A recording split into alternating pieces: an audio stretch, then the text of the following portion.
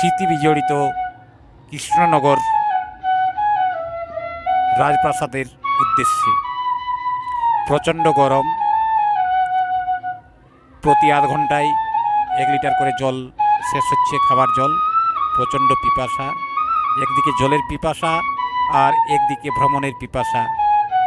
জলের পিপাসা মিটে যাচ্ছে জল খেলেই, কিন্তু ভ্রমণের পিপাসা কিছুতেই মিটছে না। তাই ভ্রমণের পিপাসিত হয়ে আজ পৌঁছে গেছি কৃষ্ণনগরে। ছোটোবেলায় ঠাকুরদার মুখে শোনা সেই গোপাল ভাঁড়, সেই কৃষ্ণচন্দ্র রাজার যে গল্পগাথা, সেই গল্পগাথার স্মৃতি বিজড়িত কৃষ্ণনগর। সেই কৃষ্ণনগরে এসেছি, দেখতে পাচ্ছেন কৃষ্ণনগর টাউনের ভেতর দিয়ে যাচ্ছি বাসে চেপে।